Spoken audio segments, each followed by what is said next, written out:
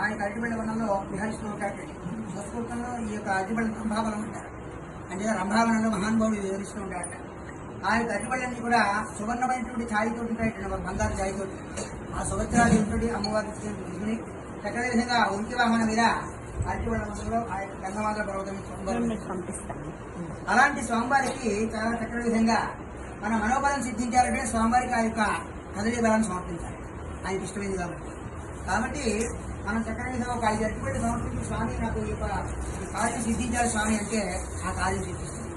అలాంటి 108 అరటిపళ్ళతోటి మనం చక్కగా పూజ చేసినటువంటి అత్యంత చేసినటువంటి మహదవకాశాన్ని మహాత్భాగ్యాన్ని కూడా ఆ స్వామి మనకు అనుగ్రహించారు. అంచేత ప్రతి ఒక్కళ్ళు కూడా ఓం నమో భగవతే వాయునందనాయ రామ్ రామాయ నమః. ఆ స్వామికి ఇష్టమైనటువంటి రామ ఆ యొక్క ఎత్ర ఎత్ర రఘునాథ చిత్రం సమస్త కాంజలి పాశ్వగారి పరిపూర్ణ రోజునం కావ్యాం బహుమానం అని చెప్పేసి ఎక్కడ రామనామం నిలబడుతూ ఉంటుందో అక్కడల్లా స్వామివారు అంజలి కట్టి చూస్తూ ఉంటారు. అంచేత ఇక్కడే ఎక్కడ ఉంటారు స్వామివారు మనలో ఉన్న స్వామి. అంచేత ఆ స్వామివారి అనుగ్రహం మన చక్కగా ఉంటుంది. అందరూ కూడా ఆ రామనామాన్ని పలకండి. ఆ రామనామంతో మనం చక్కగా ఈ చదివి బలాక్షం చేసుకున్నాం. అందరూ కూడా ఓం రామ్ రామాయ నమః. ఓం రామ్ రామాయ నమః. ఓం రామ్ రామాయ నమః.